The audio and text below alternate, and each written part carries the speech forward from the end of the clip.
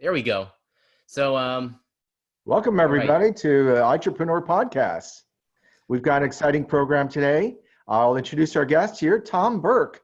And Tom is President and CEO of ABB Optical Group. He's got a wealth of knowledge, a lot of experience. He lost a little bit of hair during all that experience, but so that's what happens, right? Yeah, for sure. For sure. Thanks for having me, Dr. Brill. Nice to be here. All right. And Tom has the distinction to be the only person that we've interviewed twice. And we had podcasts in the wintertime. Perry, do you remember when that was? It was probably January or so. And we actually did that podcast in our car, believe it or not. Yeah, that was the first podcast I did in my car while we were traveling to Lawrence, Kansas, Perry's alma mater.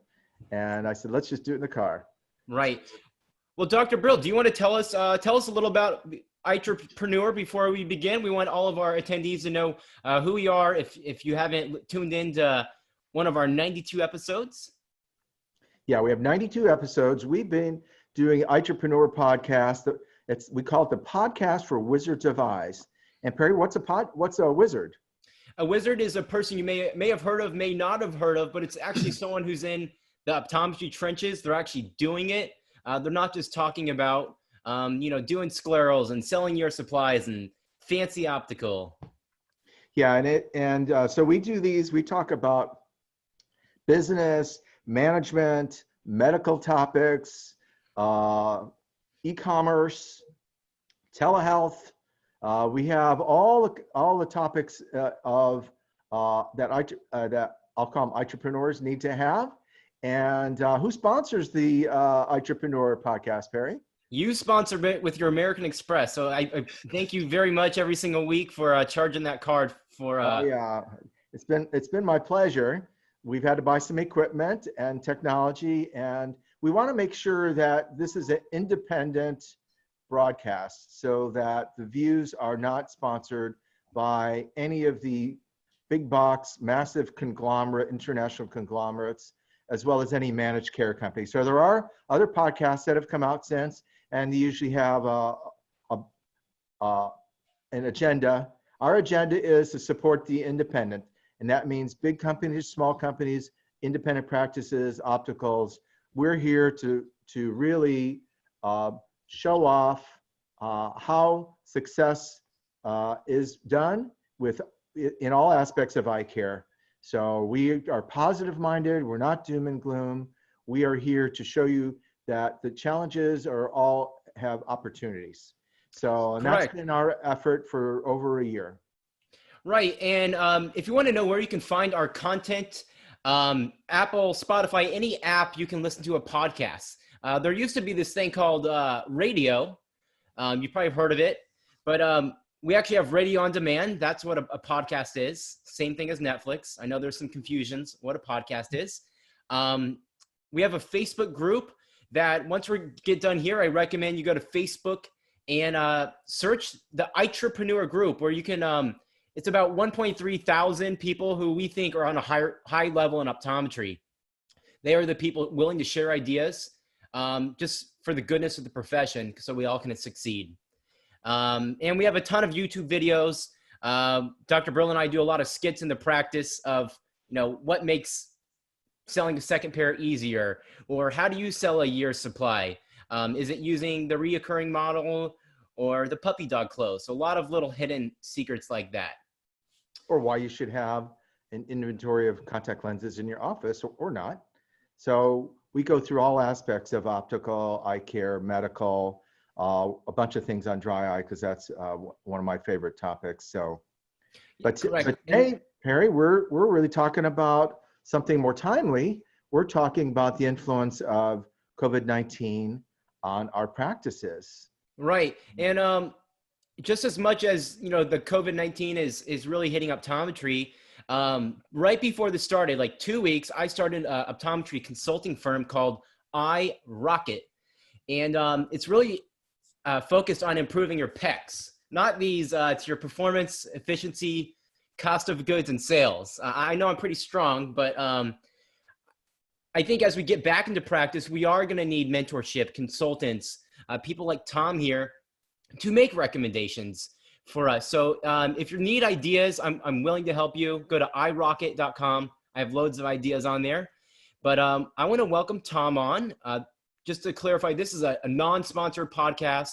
Tom did not pay to be here, although I did hear you are going to send us set up our account for free shipping for the lifetime of our account, right? Yeah, we must have heard that from Dr. Brill. I think we must have had a bad connection on that one. I'm not sure. Okay. Well, Tom, tell us who you are. You're CEO of a little company. You have multiple locations now. Yeah, thanks for having me. I didn't realize I was the only second time interviewed guest here, so that's quite an honor. Thank you. So just a quick background.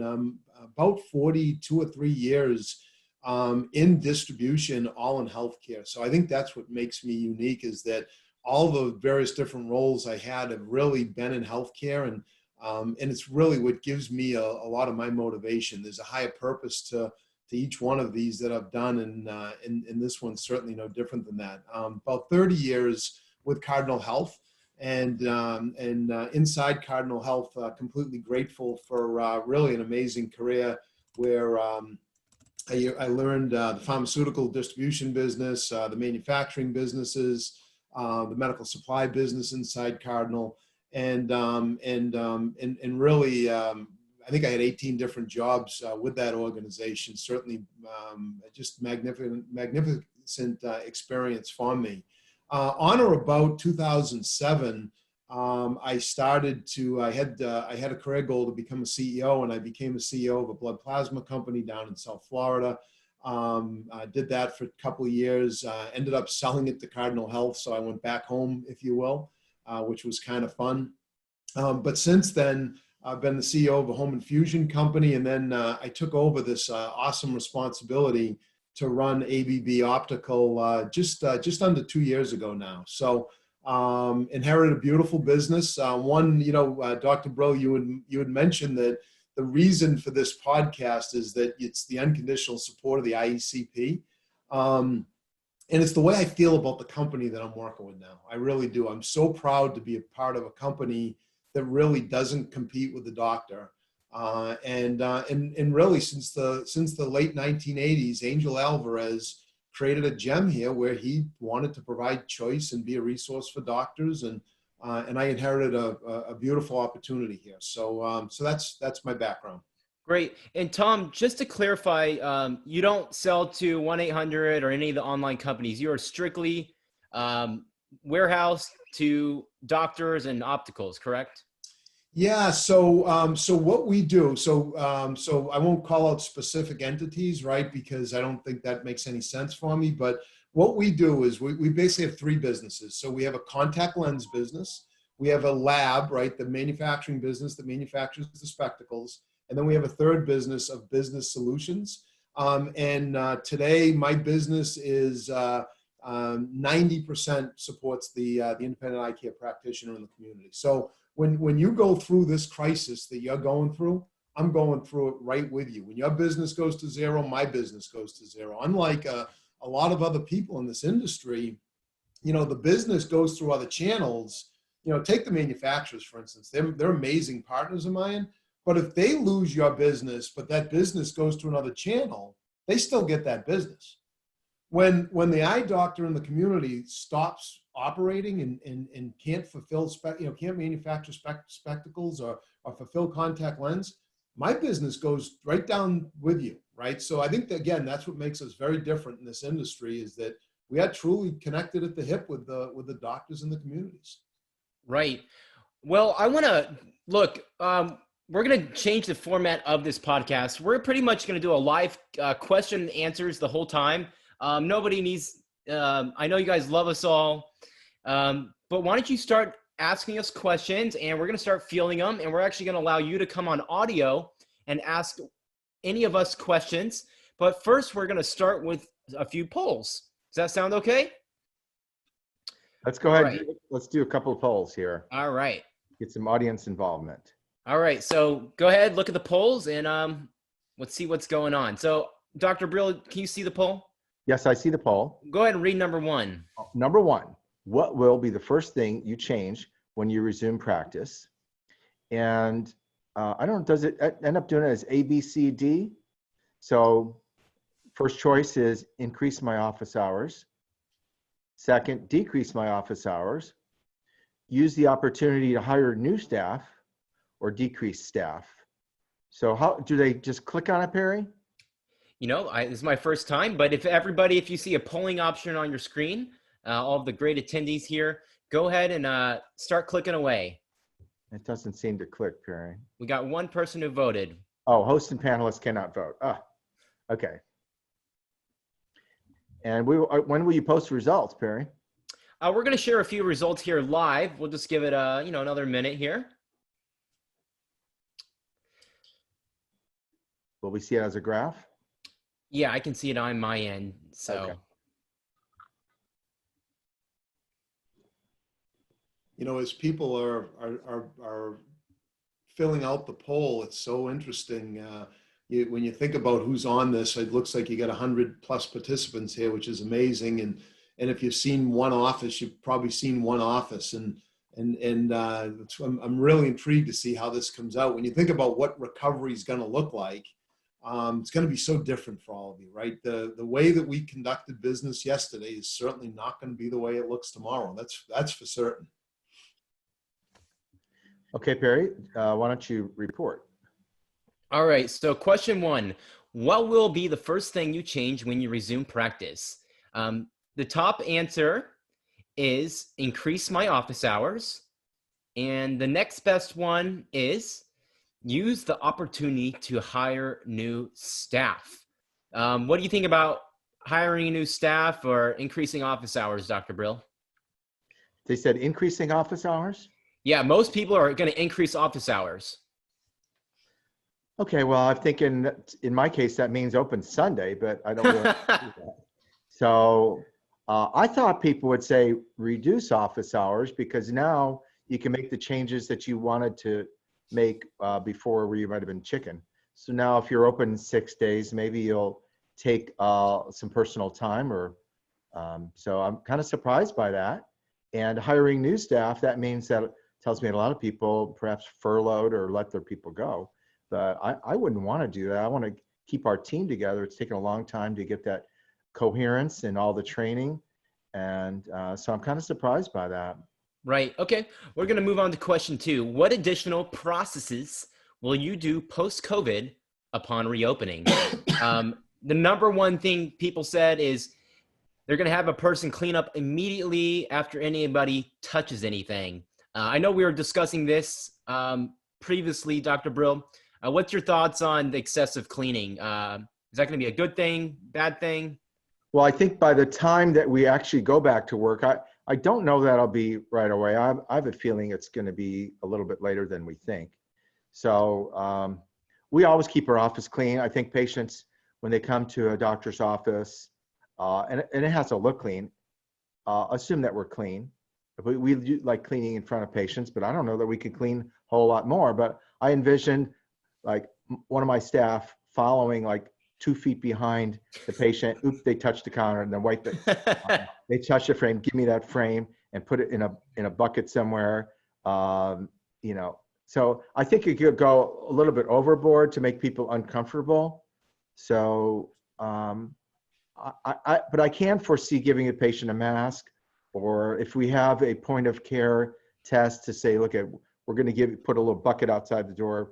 Please test yourself and bring in the test and see where we're at. But right. I like the idea of making the patient wash their hands.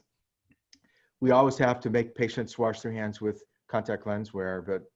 Okay. And the last one is, does COVID-19 mean you gained 19 pounds or lost 19 pounds? Most people said they gained 19 pounds, but actually the top answer is, I'm tired of going on walks. I didn't even know I had neighbors. my neighborhood, there's people walking all over the place. I had no clue people even lived in the houses. So, all right, we're going to get back into the feed here. And again, this is a live podcast. We want live interaction from all of our guests here. We appreciate you taking time out of your day. And go ahead and ask some questions. Can we see the guests? We're going to see the guests. So I tried seeing him and I couldn't see him. So there's a Q&A portion on this Zoom call. So go ahead and ask your questions or put them in the chat. We only can begin when you start asking questions here. How do we see the rest of participants, Perry? Oh, there we go. Now we're seeing the poll results. I'm just going to exit that here. Oh, we didn't see that before, but. All right, so let's see if we have some questions from people here.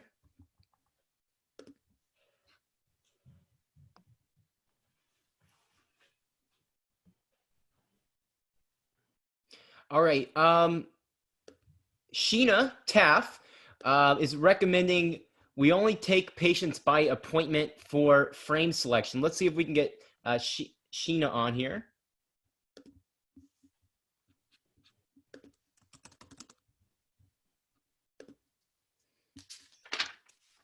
Sheena, do you want to join us here?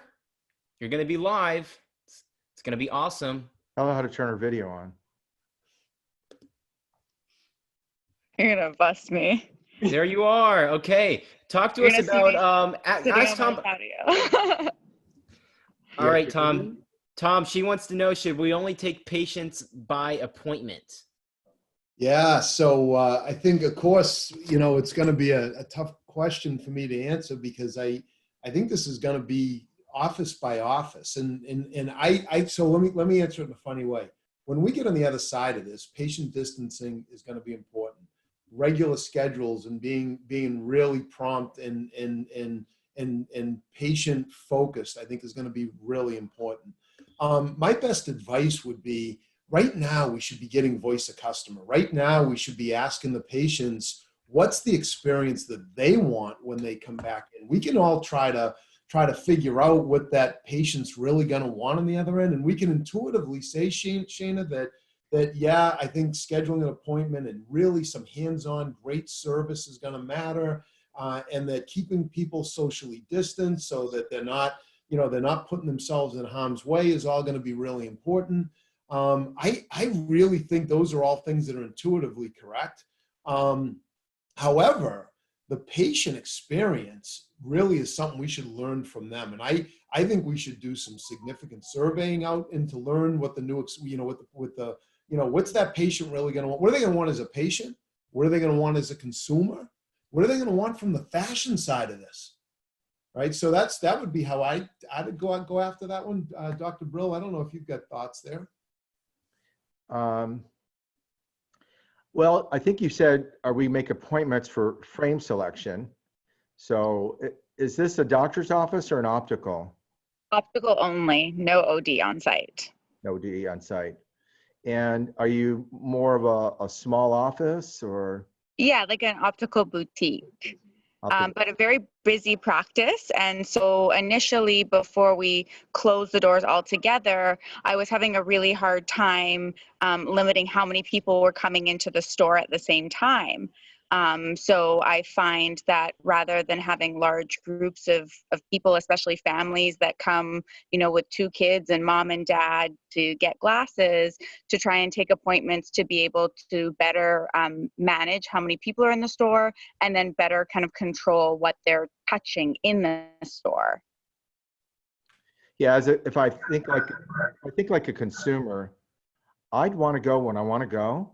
And I would want to have it as normal experience as possible. So you got 3 different customers wanting to come in and you only could take one. I mean, if I'm the customer, I'm going down the street, because, I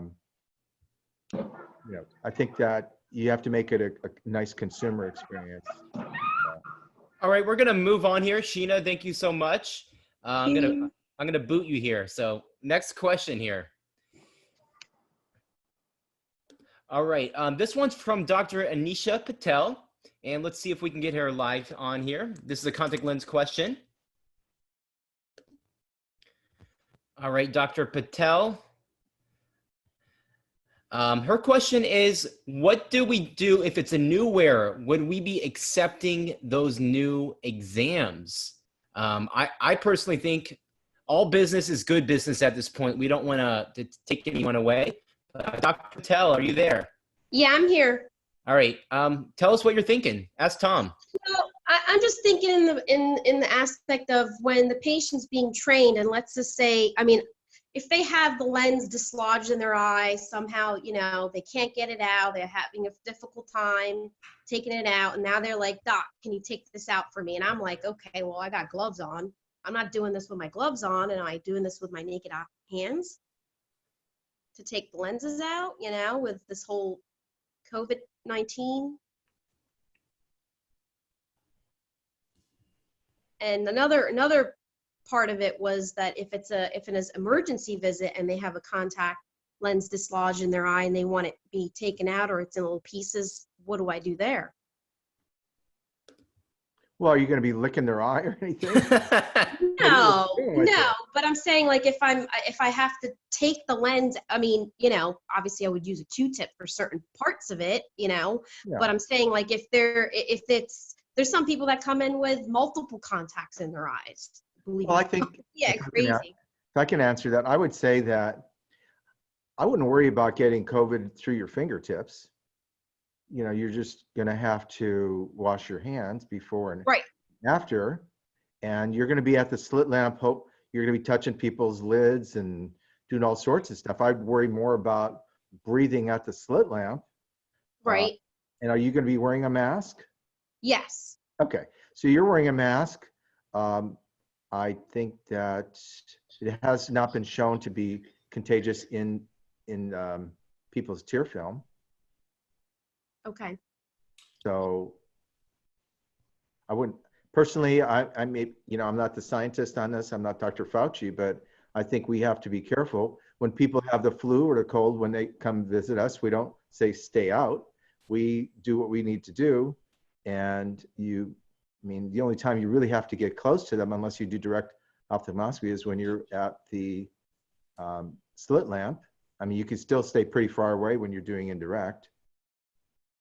But I think that by the time we get back, there's going to be a consensus that says, okay, it's safe to go back in the water, and the public, you know, may feel a little cautious about social distancing, but they're going to be having an experience that way. Right now, people don't seem to be too concerned by going to Costco or by going to the grocery store. So I personally would like to get a haircut. And that is pretty close quarters, but honestly, I think if we all wore masks, I could get a haircut. All right. Does that answer your question, Dr. Patel? Yes, thank you. Okay. All right. We're going to move on here. This one's for Tom. And Tom, I know you have some resources. ABB Optical has prepared some communication tools, which is really important. We need to set expectations for patients that we're still here for you. It's safe to come back into the office. So this one's from Farnaz Kankani, and this person is worried that they've already told patients April 15th that they can come back, and now they're going to say May 15th. So it sounds like communication is really important. So let's see if we can get Farnaz on, and you can answer that from about your email and patient communication. But in the meantime, while we're working there, why don't you tell us about some of those resources, Tom, that you've prepared? Yeah, so one of the things, and I really don't want this to be an ABB commercial. So for those doctors out there, no matter who you're partnering with, you should be looking for, I think, you should be looking for services that help you conduct your business. So what's happening is, the world's changing. You need resources to figure out, what that changing world's going to look like. You need various different resources, whether that's a web page, whether it's a direct to consumer.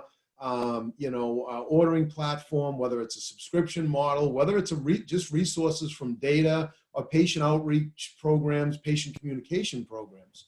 And so one of the pieces I would give advice to everybody on is, first, find a partner in this business that's truly looking to support you, okay?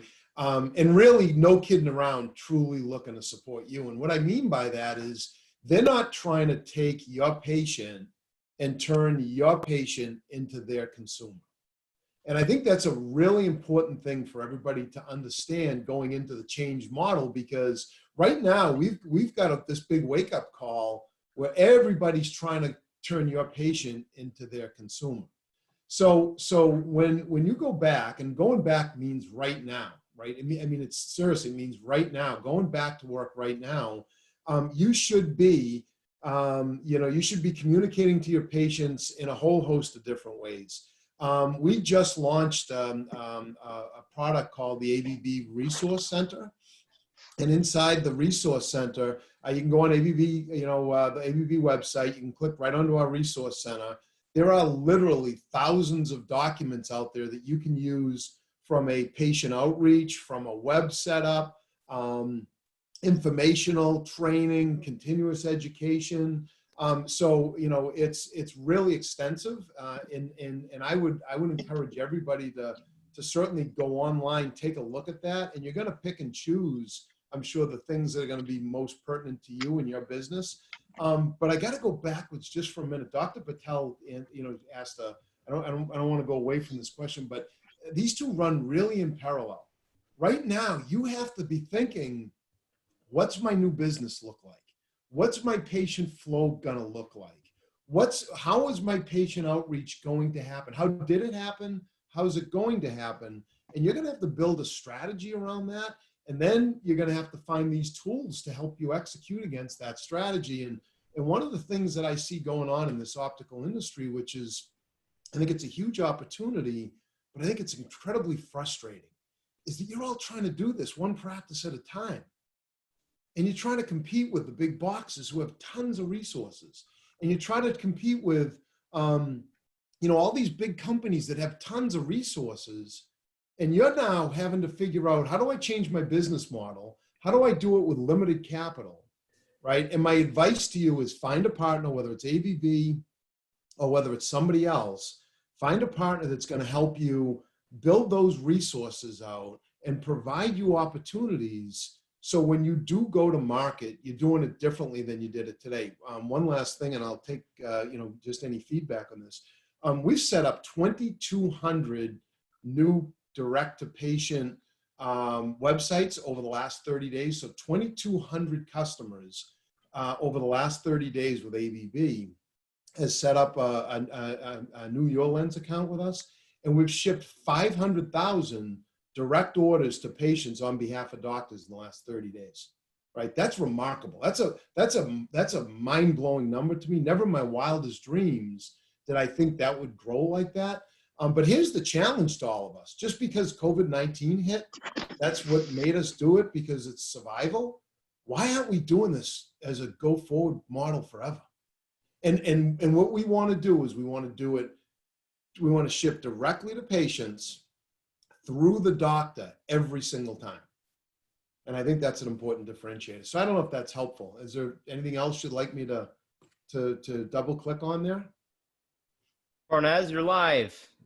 Yeah, no, I was just asking about, we've already sent out email and text patients that sometime in the middle of April, we said, yeah, we're gonna change it to April 15th. Then we change everybody's appointment to starting May 1st. And now if they change it again to May 15th, we just keep sending them emails and texts and letting them know that, we're just postponing your appointment. So now, as of now, we're booked until the end of May. Yeah. And if they change us to start again at May 15th instead of May 1st, then all those patients are going to go into June. It was just a comment. I was, just wondering you'll have a rocket start. Well, yeah, but it's just jam-packed. I don't know what to do with these people. Okay. Well, the question is, will you have to make a little more space between the appointments to handle all this cleaning? And I'm not sure how we're going to do it, if we're going to gown everybody up, or, I mean, I think it's going to be too crazy to even do our job. So I know that, you know, we have to kind of think from a patient's mindset, and hopefully they'll all be well. So if we're well and they're well, we're not going to worry about it. But we do need to have some kind of a testing, and I think we won't open up, I think, till maybe June or July, just because we're going to have test kits. Yeah. That's my thought. I don't want to think that way, but you know, my analogy is, you ever go to you rush to get to your airplane, and you get to the gate, and then it says, oops, it's like 20 minutes late. So you think, oh, 20 minutes, you know, I'll rest, relax, I'll look at my phone. And then at 20 minutes, they like, the pilot's not here yet, and it's going to be like another 25 minutes. Okay, and then 25 minutes, they go, the plane has something wrong with it, and it's going to be 45 minutes. So now if they told you the thing's going to be 2 hours late, you say, that's ridiculous. I can't, you know, can't get it together. But they're boiling us in like like frogs in water, very slowly. So we're all eventually accepting this, I'll call it tyranny. We're accepting this tyranny and loss of rights in the name of protection. So we have kind of two different demons. One is, when the hell are we going to get back to work? The other one is, I need to be compliant for society, for the greater good. So and that's why we have such controversy about this, because we all want to get back to work, but we don't want to be unsafe. And those two things tend to contradict. So I think we'll have to figure it out as a lot of this as we go along. We do need to be prepared for patients thinking differently, but you, with the way you're booking it, I mean, you're going to be all set. The way we decided, because we usually book up 4 to 6 weeks, we said, we'll just keep them on the books. And then when we know when we're going to open, we'll call all those people and make an appointment, because it's good. If we have to reschedule them 5 times, it's going to be intolerable. Hopefully your EHR has a wait list. That's a great tool within your software. Just jot some notes down, you know, where it's nice, secure. But we're going to move on here. So thanks a lot. All right, one tool, just between Dr. Brill and I, this is our front page of our website, Mobile View, and we just put our text message line on here. I can't tell you how many orders I've taken through text message for contact lenses. We have an online contact lens store, but even the young people, the old people, they're trained. They call, we get it done. So I think a lot of those small business things are just simply send us a text, take a picture of your eye. We don't have to overcomplicate a lot of these things. I know, Dr. Brill, you wrote a little clever thing here. I'm going to share with you the update we put on our front door. I know we have people still knocking on our door because we have one staff member there fielding calls. We are following the orders of the county, state, and president. Okay, we are generally not good at being followers and better at being leaders. Truth be told, they scared us, and you should be scared too. COVID-19 is one bad killer bug. You can't negotiate with it no matter how many times we wash our hands or how often we compulsively Clorox everything. It just wins and people die. We need you to stay alive so we can help you when they let us reopen to the public in 3 to 4 weeks. Well, those 4 weeks have gone already. If you really need something that is worth risking your life for, just call the office and leave a message at this number, or text this number, or email this email. Honestly, we would rather be passionately seeing patients and make you happy. Sincerely, Raymond Brill and the Brill Eye Center family. So we chose to communicate in a kind of a comical way in every platform we can. All right, let's take another. There are some written I was going to say people are writing questions. Right. Yeah, let's get in here. Bill Gerber. Hey, Bill, what's going on? Let's get you on the line here. I'm going to get you on live, and you can ask your question about glasses, because ABB does have a lab. We are a user of that. We've actually been a user since the origination, Digital Eye Lab days. I should say it's a fabulous lab, and that's, we were, before you guys got together, you know, we were with them, and they're had excellent resources, excellent people there. So Yeah, thank you. much faster. I always wondered, when they say the glasses will be 3 weeks, I thought, can I put a Go program on that RX?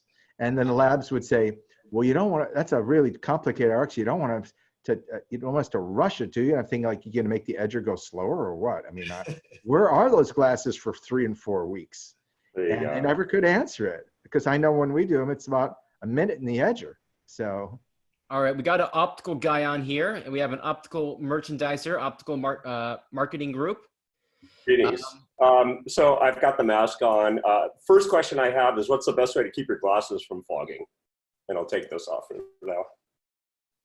I heard you put a piece of like foam there or something, create a gap or something.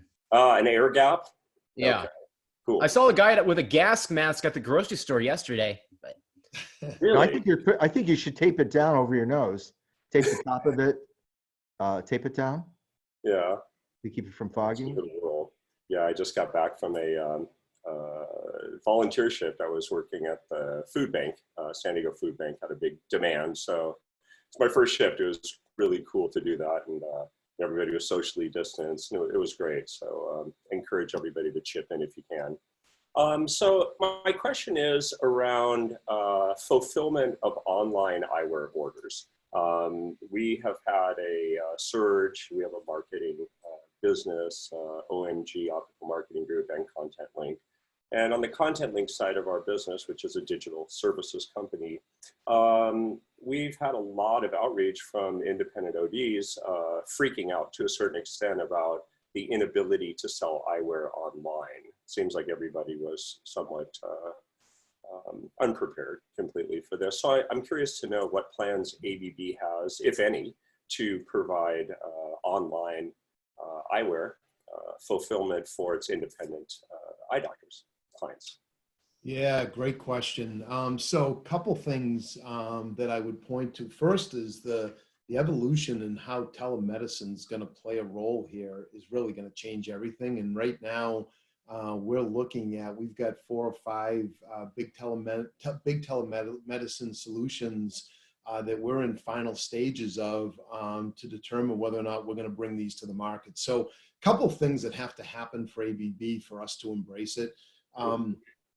First, and I know I keep saying this, but it's really important, is that if we bring a service to market, it really has to be for the OD, and it has to go through the OD and can't go around the OD.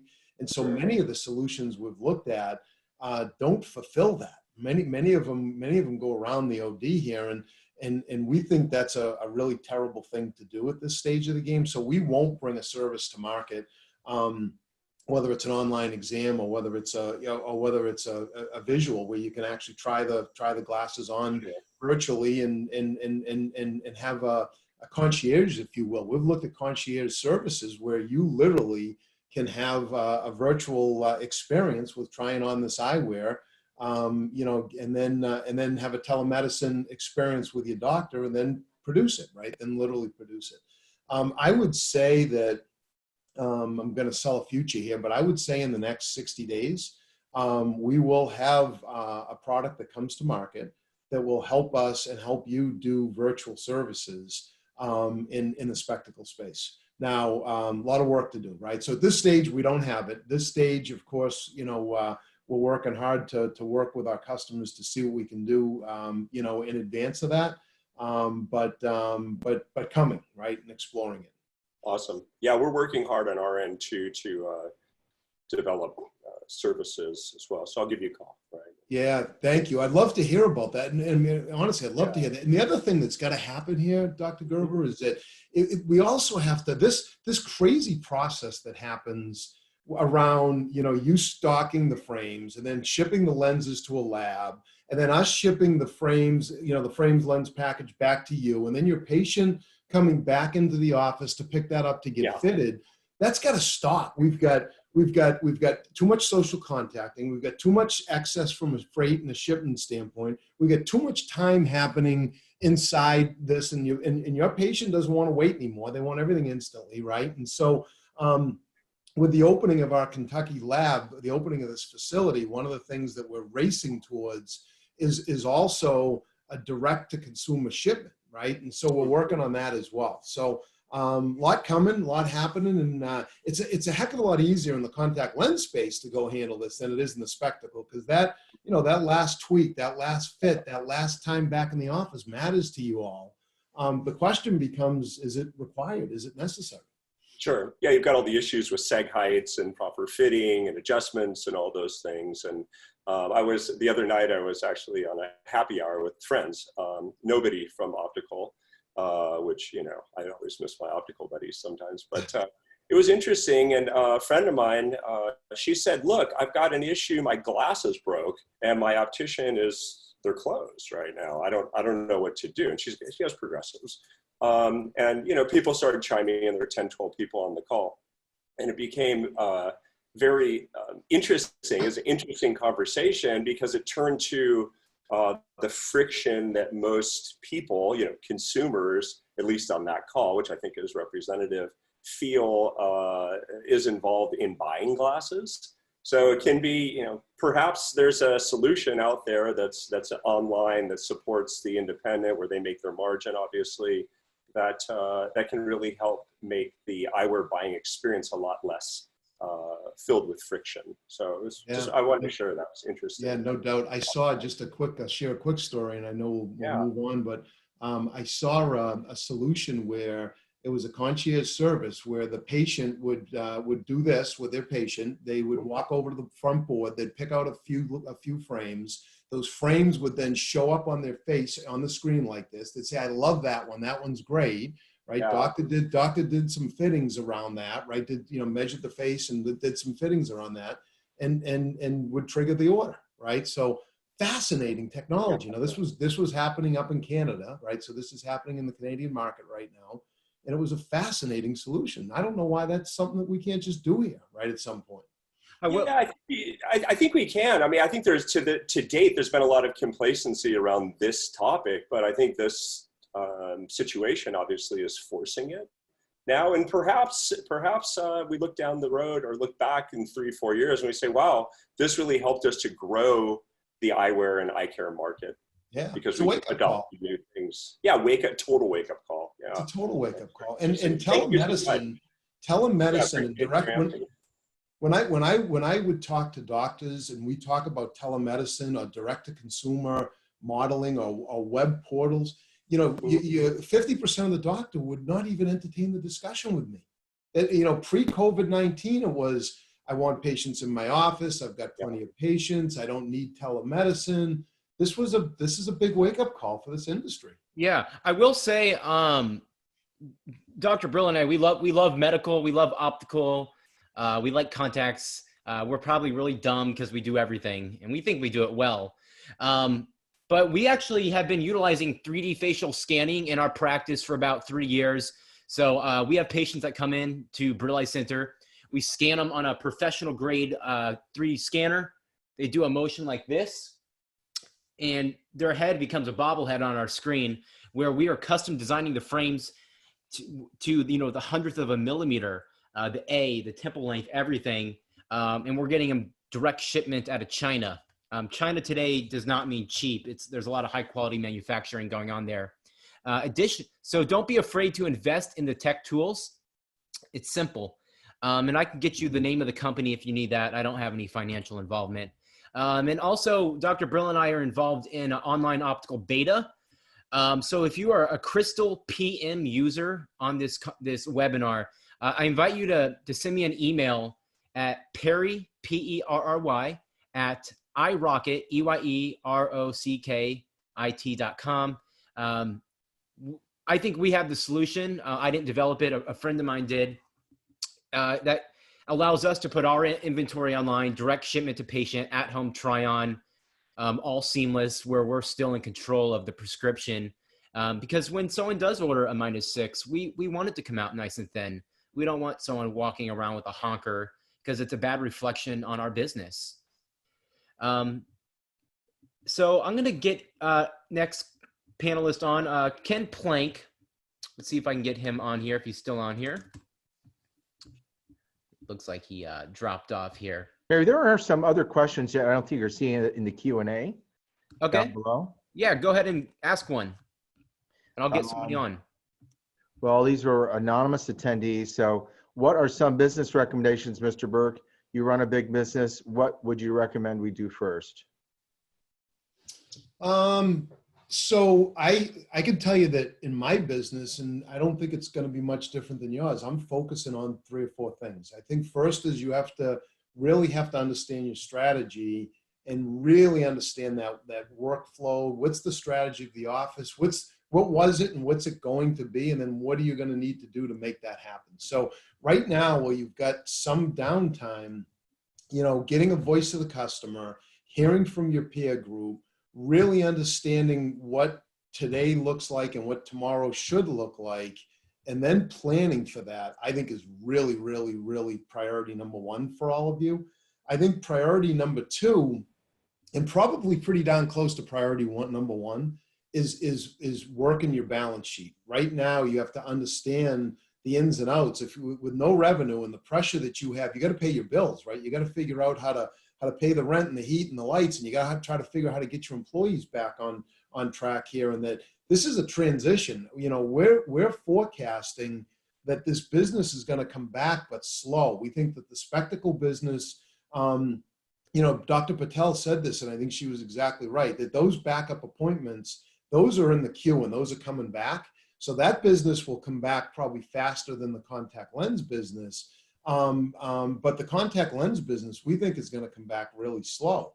And so again, I would start to plan, what am I going to use from data and analytics? What am I going to use to help inform these important, these upcoming appointments? How do I become more proficient in my insurance verification? What's my communication plan, right, around how am I going to communicate to my customers? So those are the things, those are the 5 things that I look at in my business, and I think every business should look at.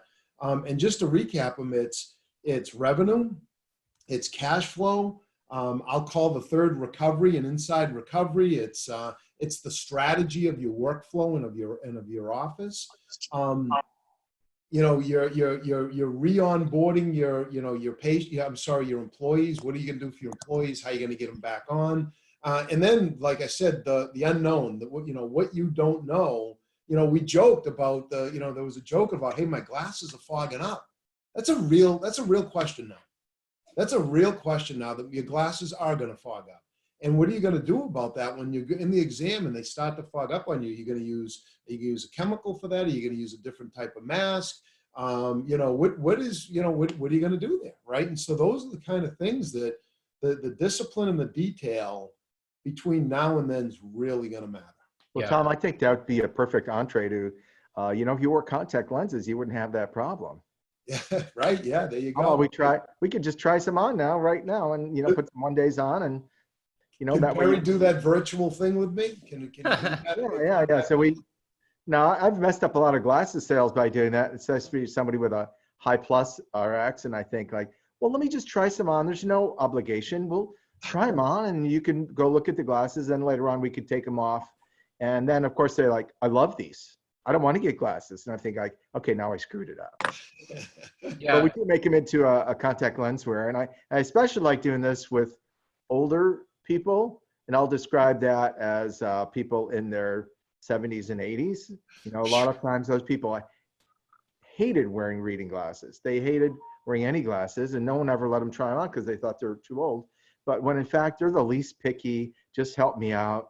And, provided their hands aren't too shaky, they love contacts. We have more older people wearing contacts than I would ever guess. Wow. And actually a couple of them come in and we have to change their lenses for them. But, it's just, that's total service when you have to take their lenses in and out for them. It makes them feel, they feel youthful again, and they feel beautiful that they don't have these big circles around their eyes. I want to get into testing. Tom, you have major warehouses, hundreds, if not thousands of employees, and testing. What do you guys do to ensure that you have social distancing within your warehouses? We worry about our vendors as well. We're relying on you. Ken, are you on here? Do you want to ask a question? You can unmute yourself. Here, okay. How about his video too? Ken, you want to ask? Yes, sir. All right, go ahead. All right, so I'm in the office seeing some red eyes, broken glasses people. You're doing your best you can for those -7s, -9s that are like, they don't know what else to do. They've got to find somebody. We're obviously spacing people way out, cleaning like crazy, cleaning the glasses afterwards. I do think that Dr. Brill said, you know, you don't want to make it seem uncomfortable that you're cleaning glasses after people try them on, but right now people appreciate the heck out of you doing that. So I think that is going to change some of how we try glasses on people. I'm fascinated by ABB and what you can do for the online eyewear sales. I'm fascinated by the scanner that you guys have and would love more information on that. If you guys could put something out about where that came from and how the rest of us could access that. But it is interesting. There are people out there that really, really need to see your keratoconuses, your ortho-Ks, obviously. They're desperate to find somebody that can help them out. So would encourage everybody to make sure they got somebody answering their phones to try to help those people, because there's not a lot of us, it seems like, in Oklahoma City anyway, that are answering the phone calls. So that's just my 2 cents. Yeah, absolutely.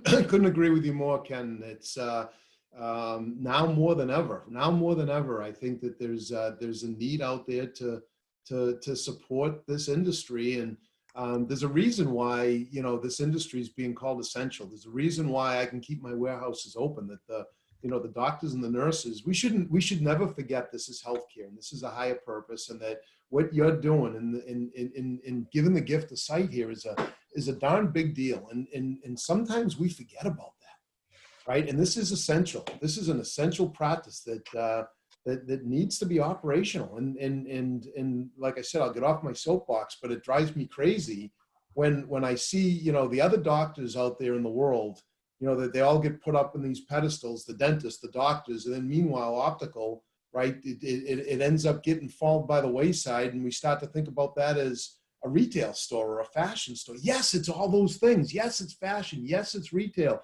Yes, it's consumerism. But first and foremost, it is healthcare. I really think we got to go on this bandwagon. I think it's going to be one of the big changes on the other side of this. Hey, Perry, there's someone, Ronald Henry Poulin. Hey, Ronald, could you? Let me get him on. I'll get him on. Can you get him on there? Because Yep. I think he's got an important question. Yep. Rather than me read it. And I like the idea of, since we're on a video Zoom call, I mean, it's nice to see video too. Well, I'm going to get Ron on, so. Perry, you asked about cleaning. At some point, do you want me to come back to that? I'm happy. Yeah, no, while we're waiting for Ron, talk to us about, you know, testing. You know, are you testing your employees? Do you have, like, are you calling the president? Do you have special privileges? I know you work for Cardinal. Maybe you still have those connections. Yeah, are you on his? So, what do you need me to do? Oh, hi, Ronald. Hey. Hi, how you doing? Good. What do I do to turn the video on? Your video's on. Well, it's a picture of your family, it looks like, or some girlfriends. Just a second. Let me get your video on. You're at the Playboy Club, so. It'll take a second. But go ahead, Tom, with my question. Yeah. So we, early on, again, this was a cultural thing that was difficult, that I think may be the new norm for when you open up your practices, but we actually temperature check our employees when they come into our buildings now. And that wasn't something that everybody was embracing. But then when you start to educate them around, this is for their protection, it's for the protection of, you know, not only all the employees, but themselves and for our customers, it became a new norm for us. So we temperature check every employee coming into our buildings today. We do clean, you know, we clean every one of our facilities on a regular basis. So now we go through an extensive cleaning process inside of our facilities. Unfortunately, we've had to deal with a couple of, you know, COVID-19 cases, you know, in a big corporation. You know, you unfortunately have to deal with these. And when you do that, you know, there's certainly certain requirements that you have to do from a cleaning and from a notification. So of course, all that takes place. But when you open up your practices, picture this. What if you're in seeing your patients, and then all of a sudden someone walks in and they're a patient of yours, and 2 days later you find out they've got COVID-19. What do you do about that? Who's going to be there to help you clean your practice? Who's going to be there, to help you with the regulations? Who's going to tell you what the 4 or 5 things you have to do when that happens, right? And today is the time to be planning for that, because it's going to happen, right? I didn't think it was going to happen inside my business. And sure enough, I woke up one day about 2 weeks ago and I got the phone call that said, hey, Tom, we got this unfortunate situation. We've got a COVID-19 patient in one of our facilities, right? Bang, you got to go figure that out, right? And so what'd you do? Quarantine everybody that was there, or what? we ended up having to shut down the facility for a period of time. You end up, one of the things you have to do is you have to go through an extensive clean and testing inside the facility. You have to do random tested for COVID-19 to see. What kind of cleaning did you actually do other than like a Clorox wipe or what? There's third-party companies that come in, so it's pretty extensive. Like, we literally shut the building down for days, and they brought cleaning crews in and did not only significant cleaning from washing, but then testing the surfaces to make sure that the virus wasn't in the facility. So it's a pretty. Andy Steamer's been advertising on TV that they have a new system now where they come in and spray and clean everything, sterilize it. Yeah. Who's advertising that? Stanley Steamer. Oh, Stanley Steamer. I forgot the commercial. Well, go ahead, Ron. You spray all sorts of stuff on our glasses, though. We don't want to spray in our exam rooms to get into our lenses and everything. So that's information we should know about. Yeah. We're using an ozonator also. There's a fellow out of Virginia that talked about it on one of the websites, and you run that for about 10 hours after the office is closed, and in the morning it supposedly kills everything. I think I have one of those. Yeah, the CDC's has significant guidelines around what to do and how to do it. And of course, unfortunately, if you get hit with it, you're going to learn that pretty quick. Yeah. So Ron, we were talking about the financial part here. I think you posed a question about the stimulus package. Is that right? Let him ask it. Go ahead. Yes. Ron. Well, we originally were going to go out and get the EDIL loan, and then we got in a couple webinars, and they said don't do it because they're going to take it away on the PPP end of things. So we held off on that, and then they said you have to do this PPP, and the minute the loan is approved, you have 8 weeks to spend this money, or else you're going to owe it back. And we're not even close, I don't think, to being in 8 weeks being up and running again. So people have said pay your employees while they're home. But right now, they're making more money on unemployment with this $600 extra from the feds than they're making in the office.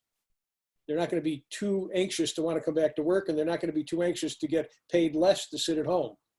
And I'm really, I just found out today that I hadn't even finished up the loan application, but my bank's approved the PPP loans for the 2 offices. Mm. So as soon as that gets approved, I've got an 8-week window that is probably not going to fit into the time of when we'll be up and running.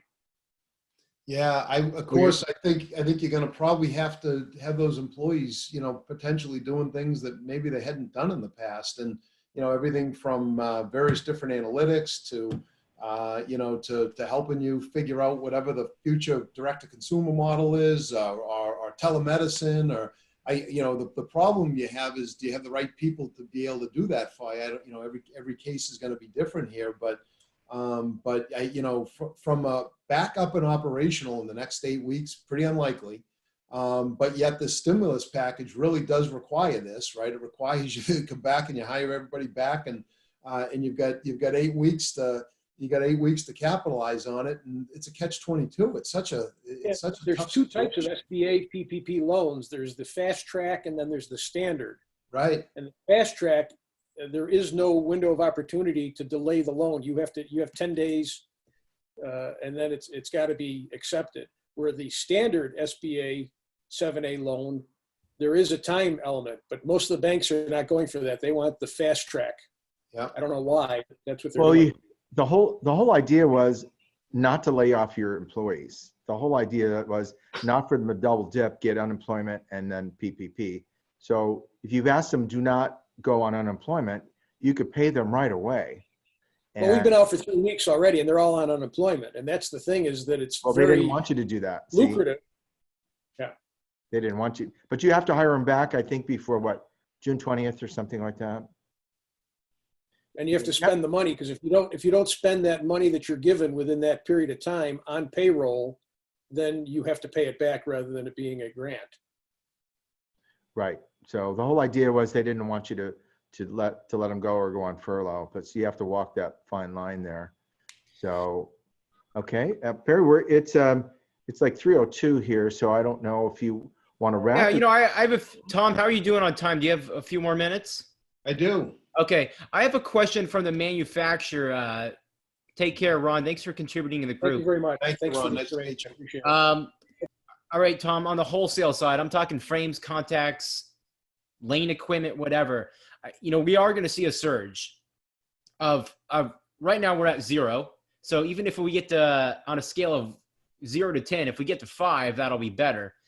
How are you going to deal with fulfillment? How are frame companies who are maybe short on supply going to fulfill the orders? It's going to be, you know, day one, it might be thousands of orders. Are you prepped? Are frame companies prepped? Is all your contact lens brands, are they stocked? Yeah, so we've done extensive work around this to make sure that on the other side of this, there isn't going to be supply shortages. And I'm pretty confident that we're not going to run into that. And so let me give you some indication. Just I can speak on behalf of ABB. So we got well in excess of, of 30 days inventory on hand for most of our products. And the manufacturers themselves, we work very closely with the major manufacturers.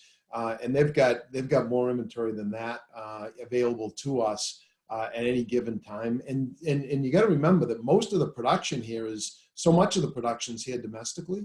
And so we're not seeing any production issues coming in. We're not seeing any issues relative to product demand or product, supply shortages. And all indications are through the work that we're doing is that it's not going to be a question if product is available. It's going to be a question if in fact the demand comes back to the various different classes of trade and channels here. So right. I don't worry about that, Perry. I don't think that's going to be a big issue for us. Okay. I know, many of us who are ordering products online are experiencing delays that are out of our control. Even contact lenses that I direct ship to patients, they're calling me and saying, hey, the post office hasn't delivered it. And, I think some people are understanding and others just don't care. Yeah, frames might be a different story than contact lenses, but I'm not seeing a contact lens. I don't think there's going to be much of a shortage in contact lenses coming up, not in the foreseeable future. I did want to say something about that. We do have online ordering on our website, but what's interesting is a lot of those patients want to call us and order them. And I think, well, why do they do that? Well, these are the very people that don't order online and they trust us to fulfill the order. So we don't chide them on it, but it's, we just go ahead and place the order for them. So, So we should be thankful for those people that are loyal and say, look, I just want to make sure you guys get it instead of me diverting it. And most of the people that want to go on are asking for online shippers to ship them their lenses. They're the people that haven't been in since 2017, 2018, and they just want lenses. They don't want to call for an appointment. So then you have a moral dilemma. Do I ship them lenses or do I deny the request? And everybody's got to make that decision. So. Well, kind of as we wrap it up here, I want to leave on a real positive note. So Dr. Brill, you look like you got your thinking cap on. You have extra hair on your head, insulating all those ideas. It's what little gray hair I've left, but it's a lot longer than it usually is. I know. You must I'm gonna have that ponytail like you pretty soon, Perry. I know. You were using the good shampoo. You finally moved on to the good shampoo. Leave us with some. I'm just happy to have some hair. Mine was like yours, but it's going. We have to be doing hair jokes now. I mean, is that how we're gonna end this, with hair jokes? My hair was like a brush like yours, Perry, but it's thinning over time here. Yeah. Well, leave us with a note of motivation and success here. Leave us with, I would say this is really the first time where we've had it enforced type of compliance. And if not from, our colleagues, like, I'm disappointed that you're still seeing patients, and we're not even seeing them. So, and to all the way to people that are seeing patients like they did normally. So I think that this too shall pass maxim is in order. We will get through it. No one has been able to predict how this is all going to go. We can think all we want about how it's going to go when we come back. I think we can make all preparations to be as sanitary as possible. They try a frame on, we put it in a little basket or a box or whatever to be cleaned. We'll have to figure out how to clean it. Right now, I think soap and water is the proven way. There's UV boxes, but someone's going to then say, well, where's the study on that, right? Or if we use different other agents, barbicide that the barbers use, you could be faulted by saying, well, do you have a study specific to barbicide for coronavirus? And we're going to say no. Okay, but soap and water seems to be the most reasonable one in my mind. And you can get as fancy as you want. You can get ozone machines. But the fact is, we're not going to get COVID most likely from just touching a frame. You can touch a frame, rub your eyes, rub your mouth. But the main transmission is direct transmission from a cough or sneeze within 13 feet. So we have to somehow screen the patients, but we don't really know how. I don't have one of those fancy thermometers yet. I don't like ordering things from China, and it seems like everything we need is going to come from China, including masks. So there's a lot of unknown. And I like using this military saying, it's called VUCA, volatility, uncertainty, complexity, and ambiguity. And that's exactly where we are now. We have no idea. We're like men and women in battle. We don't often know who the enemy is. They're shooting. Are they shooting at us? Are we having friendly fire? We have no idea. And yet we have to make decisions. And in my MBA training, one of the key things you learn is you have to be able to make a decision without having all the information. Now, optometrists are scientifically oriented, and I want to see all the studies. I want to see what works. But now we have to make decisions without all the information. And I'm sure Tom does that all the time. But we in optometric practice, we like our clinical hats. Now we have to not only put our clinical hats on, but we have to put our business hats on. And that's uncomfortable for a lot of people. But I'd say just analyze the data, make your best decision, know that we will come out of this. We'll figure out how to do better at it and deal with it, just as if a competitor moved right across the street from you. So, and with the help from our friends like ABB, who does not have a channel to sell to patients, I think the chips will fall where they may. Patients will learn that they will have to eventually deal with us, just like they're gonna have to eventually get their hair done or their hair cut. So it's gonna be very hard for I'm gonna keep this a hair theme here, very hard for their hair people to really not touch them, or they're going to be within 3 feet of them.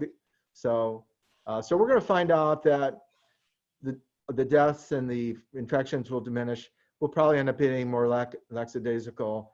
But if you put this all in perspective, every time you leave your house and get in your car, there's a risk that when you go even on a 30-mile-an-hour road, that the person in the oncoming car is not going to commit suicide by turning into your car.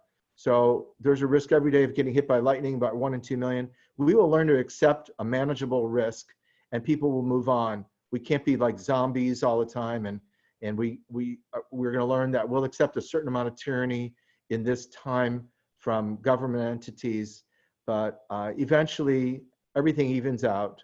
The purists in healthcare are going to kind of have acceptance of the business people, and the business people will accept medical, and we will learn to live in whatever new normal that is. So we're not going to sit all here and starve while everybody orders glasses online and contacts online. The fact is, it's going to be maybe no more than 20% like it is now, maybe a little bit more. All right, Tom, give us some final words of encouragement.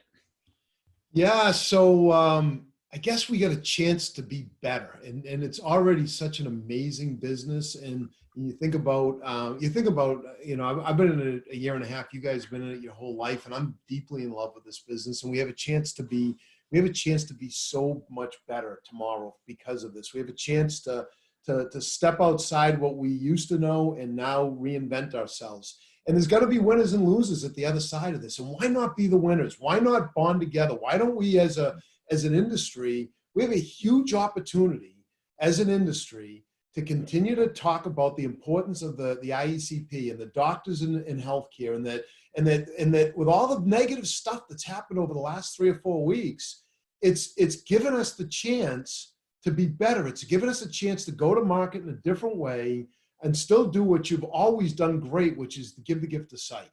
And what really has shown up here for me is the business side of this came under pressure. And so let's get to market better from a business standpoint, and let's be the ones that win. There's going to be people that win. There's going to be people that lose. And I think the people who win are the ones that are seeing the patients and writing the prescriptions and helping people see, not the people that are just trying to sell a $99 frame or a lens coming from another country. Those aren't going to be the winners. Not if I've got anything to do with it. So I just give you guys all a standing ovation.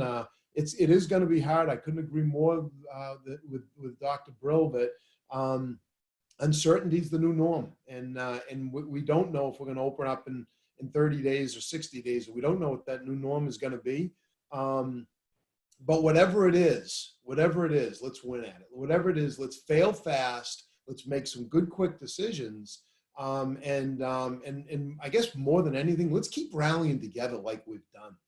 This has brought this industry together. This is, one of the good things that come out of this is this has really brought this industry together in so many ways. So that's my feel good. Perfect. I like how you say fail fast. That's one thing I always like to do. And I like to win. There's no reason we shouldn't win. And just as you were giving your nice roundup here, I got an email notification across my screen. A gal is requesting her Spectacle RX. And you know what I take away from that? I'm not mad. That person probably has never bought a pair of glasses in her life from me. But get your digital tools in place. You should have HIPAA encrypted email. You should be doing email backups. These are times for you to get all your processes in place that you always deferred on. I challenge all of you still listening here, all 67 of you, how many have used this time to write a blog? Are you blogging about the new multifocal toric contact lenses? If you're over 40, you can wear contacts. You don't have to wear progressive lenses. Are you talking about the new lightweight rimless line? Use that time at home to boost your internet rankings. Now is the time. You have time to write and think. Just to conclude here, I want to thank Tom for being on here. And if you want to continue this conversation, please go join our Facebook group. It's the Entrepreneur Facebook group. It's 1.3 thousand people. We're a small group, but we actually have phenomenal engagement every day. There's just hundreds of comments of people offering wisdom. So in the chat, I put the link there, and we look forward to doing this again sometime. So, gentlemen. Thank you. Nice job. Thank you. Take care. Thank you, Tom, for all you do. Thank you. Take care. All right. Take care now.